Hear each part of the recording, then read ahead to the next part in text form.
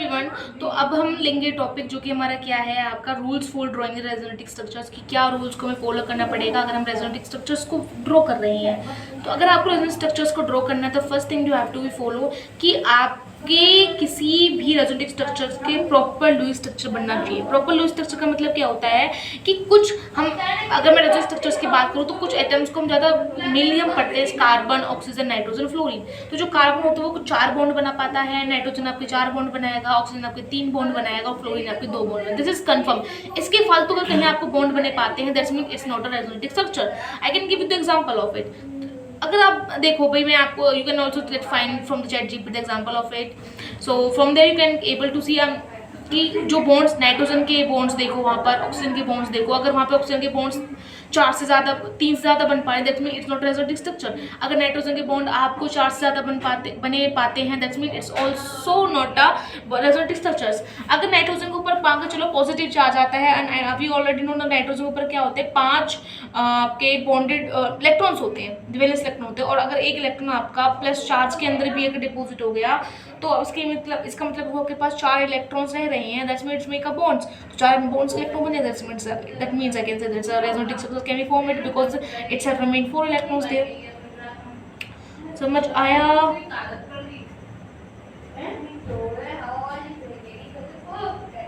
अगर मान के चलो कहीं पर आपको रेजोनेंस करानी होगी, मान एक मेरे पास कंपाउंड है, दिस इज ऐसे एन लगाओ यहाँ पर, ऐसे डबल बॉन्ड ऑक्सीजन, फिर यहाँ पर O negative, this is example.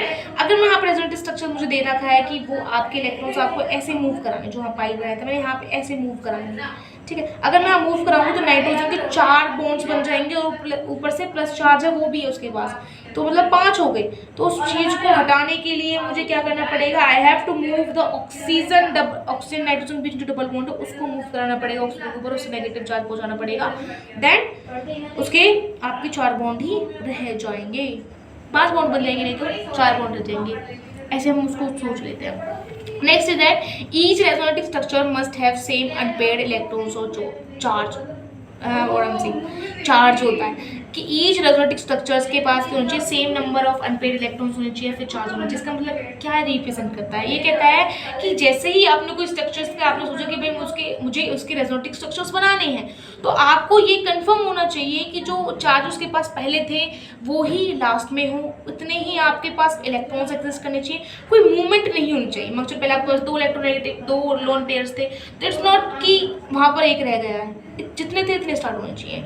ये चीज़ हमारी कब होगी, जब हम क्या करेंगे, मान के चलो मेरे पास पाई सिग्मा पाई बॉन्ड कहीं दिख रहा है, अगर मैं उसको इसी वे में क्या करूँ, मूव करूँ, ये नहीं कि उनका रेडिकल बना दूँ। एक तरीके से मैं क्या कहना चाह रही हूँ आपसे कि सिंपल चीज का सिंपल मूवमेंट होगा, रेडिकल्स का रेडिकल्स फॉर्म के स्ट्रक्चर्स बनेंगे, हर चीज के same type of same structures बनेंगे, ठीक है। इसका मतलब क्या हो, जो रेडिकल, जैसे मैं एग्जांपल और देती हूँ, रेडिकल्स का आप एग्जांपल देखो। रेडिकल्स में क्या होते हैं, हम जब रेजोनेटिक स्ट्रक्चर बनाते हैं रेडिकल्स की फॉर्म में ही बन के आते हैं कि रेडिकल्स ही आपका मूव करता है। नेगेटिव चार्ज के तो नेगेटिव चार्ज ही मूव करना चाहिए, ऐसा नहीं कि नेगेटिव चार्ज से डबल बॉन्ड से रेडिकल में बना दो, क्लीवेज कर दो, रेडिकल क्लीवेज कर दो उसकी, तो वो चीज़ गलत हो जाती है। वहाँ पे क्या होता है, आपका वो चीज़ जो मैं बता रही हूँ कि नेगेटिव चार्ज है लोन पेयर से, वो मिसमैच हो जाता है। तो जिस टाइप के पास आपके पास मॉलिक्यूल है, कंपाउंड है, उसको इसी टाइप में आपको क्या बनाना है, उसको स्ट्रक्चर्स बनानी है। The fourth one is nucleus of each atom must be fixed. This is very important, आपका AIIT में बहुत बार पूछा गया है, that is very very important कि जो न्यूक्लियस है वो आपका फिक्स होना चाहिए। न्यूक्लियस कैसे फिक्स होगा कि जय भाई मान के चलो मेरे पास क्या है, कार्बन है और उसके मेरे पास एक मॉलिक्यूल है, ऐसे करके मान के चलो, तो मैंने क्या करा, जो हाइड्रोजन है यहाँ पर एक, यहाँ पे N जोड़ा है और N के साथ मैंने 3 पोजीशन NH3 लिया है मान के चलो। तो जो आपके जो स्ट्रक्चर है ना, कि आपके अरेंजमेंट है इलेक्ट्रॉन्स की, यहाँ N के पास 3 हाइड्रोजन्स हैं, अगर मैंने क्या किया, कुछ रेजोनेंस स्ट्रक्चर्स बना के दे दी उसके आपको, और उनकी पोजीशंस चेंज कर दी कि मान के चलो नाइट्रोजन के पास 3 हाइड्रोजन थे, उनको एक हाइड्रोजन उठा के मैंने कहीं और में लगा दिया, that is becomes opposite anti resonetic structure, मतलब वो रेजोनेटिक स्ट्रक्चर्स नहीं बनाएगा, वो नहीं कहलाएगा, क्योंकि हमने क्या किया, जैसे न्यूक्लियस थे सारे एटम्स के, वो क्या अरेंज थे, तो क्या हो गया, वो फिक्स है, we can not change their positions. अगर पोजीशंस चेंज होती that means not resonetic structure, simple, very important to finding a resonetic structure. Fourth one is Each resonance structure having opposite real charges on the adjacent atom is neglected and opposite charges can form bond with each other. This point explain us that अगर आप किसी भी चीज़ का resonance structures बना रहे हो and there is positive negative charge दोनों एक साथ आ गए, भाई एक कार्बन मेरे पास ये वाला कार्बन तो यहाँ पे पॉजिटिव चार्ज आ गया, यहाँ नेगेटिव चार्ज आ गया, तो जो पॉजिटिव नेगेटिव चार्ज कभी भी एग्जिस्ट एक साथ नहीं करते because positive has a tendency to take electrons and negative has a tendency to give the electrons and they can compromise with each other and make the bond there.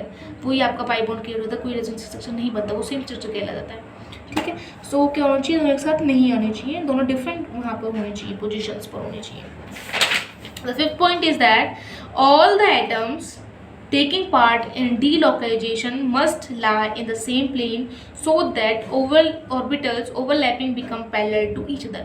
वही case है कि जब हम resonance करा रहे हैं तो जो एटम्स हैं जब वो डीलोकलाइजेशन करते हैं देयर मस्ट बी सेम, वो सेम प्लेन के अंदर एग्जिस्ट करने चाहिए, परपेंडिकुलर शेप के अंदर एग्जिस्ट करने चाहिए, सो दैट ओवरलैपिंग हो रही है वो पैरेलली हो रही है, जो आपकी वो पैरेलली हो. ऐसा नहीं कि यहाँ ओवरलैपिंग फिर यहाँ आ गया इलेक्ट्रॉन यहाँ आ गया, नहीं, ईजी से ओवरलैपिंग हो जाए पैरेलली. ऐसे ऊपर वाले मान लीजिए पी ऑर्बिटल्स है हमारे, यहाँ पे पी ऑर्बिटल, तो ऊपर वाले के ऊपर साथ ओवरलैपिंग हो जाए, नीचे वालों के नीचे के साथ ओवरलैपिंग हो जाए.